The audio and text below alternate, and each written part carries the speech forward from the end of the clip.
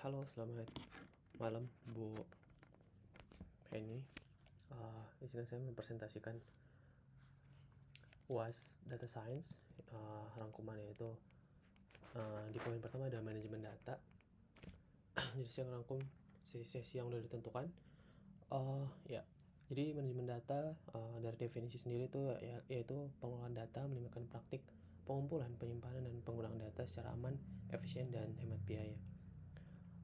Ada juga aspek utamanya yaitu tata kelola data, kualitas data, integrasi data, keamanan data, serta manajemen siklus hidup data.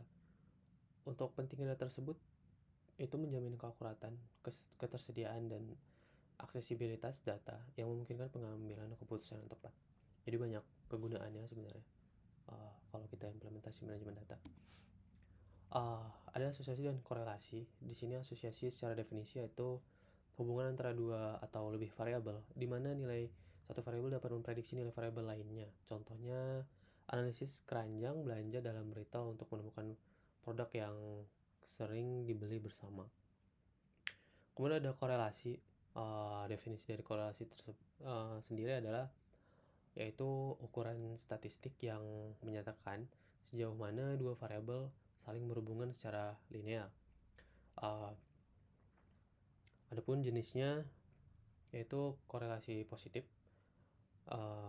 negatif, dan tidak ada korelasi. Seperti itu. Jadi ada 3 jenis.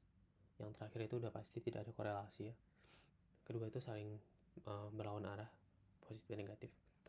Untuk matriksnya atau metrik utama itu koefisiennya dengan korelasi digunakan R di situ. Untuk penggunaannya memahami kekuatan dan arah hubungan antar variabel. Kemudian ada analisis regresi. Secara definisi merupakan teknik statistik yang digunakan untuk memodelkan dan menganalisis hubungan antara variabel dependen dan satu atau lebih variabel independen. Jadi jenis regresi yaitu ada regresi linear sederhana. Sebenarnya bisa dibilang regresi linear doang sih ya, atau regresi linear berganda dan regresi linear logistik. Ketiga regresi ini biasa juga bisa dipakai dalam pemodelan data dan dipakai di dalam machine learning. Untuk tujuannya itu tidak harus sebenarnya untuk memprediksi hasil, memahami hubungan, dan meramalkan tren. Tidak harus sih, setahu saya juga. Banyak yang bisa dikembangkan dari regresi sebenarnya. Terus untuk metrik utama ada R-square, nilai P, dan koefisien. Aplikasinya sendiri ya bisa seperti yang ada di tujuan tadi ya, ada seperti penjualan, penilaian resiko, dan lainnya. Banyak hal sebenarnya yang bisa dikembangin dari regresi, terutama di machine learning. Clustering itu secara definisi yaitu teknik yang digunakan untuk mengkelompokkan objek supaya menjadi cluster, sehingga mempermudah pemahaman struktur data dan distribusi data. Jenis clustering itu ada beberapa. Ada clustering dengan k-means, clustering hierarkis. Ini dalam satu kalau dibilang yang ada pada sekarang sih sebenarnya yang ditemukan k-means itu hierarkis dengan rumus-rumus yang ada. Ada DB-scan, density based spatial clustering of application with noise. Terus ada untuk application-nya sendiri ada segmentasi pasar, deteksi anomali, terus ada analisis gambar. Ia bisa digunakan dengan computer vision sih biasanya. Untuk manfaatnya itu mengidentifikasi pola, mengurangi dimensi data, dan meningkatkan analisis data. Next ada big data sebenarnya. Masuk di sini itu secara definisi volume data yang besar dan tidak dapat diproses dengan teknik pemrosesan data tradisional.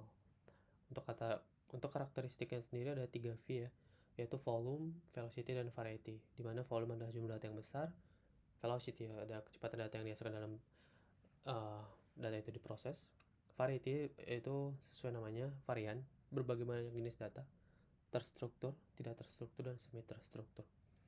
Untuk teknologi sendiri banyak sih sebenarnya, nggak ini doang.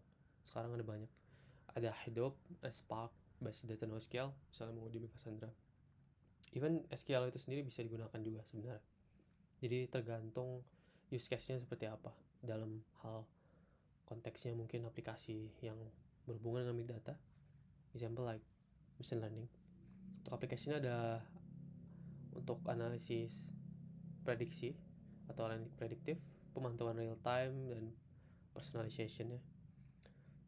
Challenge-nya sendiri itu storing data, terus ada pemrosesan data, privacy, dan security-nya, keamanan. Untuk kesimpulannya dari masing-masing slide tadi dan dalam ringkasan itu, poin utamanya adalah pentingnya manajemen data dalam analitik modern, memahami asosiasi dan korelasi untuk wawasan data. Karena emang harus ada edukatif dan implementasi dari apa yang kita pelajari. Jadi nggak hanya menggunakan atau hanya mengimplementasikan saja tanpa tahu buat apa sih dan kenapa harus seperti itu. Terus ada pemanfaatan analisis regresi untuk penggunaan prediktif, clustering untuk pengenalan pola dan organisasi data, dan peran big data dalam kemajuan analitik dan pengambilan keputusan. Overall itu sih untuk penjelasan dan sampai di kesimpulannya yang menurut saya dipelajari di sesi-sesi yang udah saya rangkum di pelajaran data science. Pelajaran yang sangat menarik karena saat ini emang maksudnya semua udah mengarah ke arah data science. Maksud saya kayak mulai dari educational, pendidikan itu, terus semua sektor udah mengarah ke arah artificial intelligence, di mana menggunakan big data sebagai acuannya seperti itu. Jadi sangat cocok dipelajari dan masuk dalam kurikulum kampus. Itu saja mungkin yang bisa saya samakan Bu Heni. Mohon maaf kalau ada kesalahan, kurang dalam biasa mohon maaf. Saya sudahi. Sekian dan terima kasih.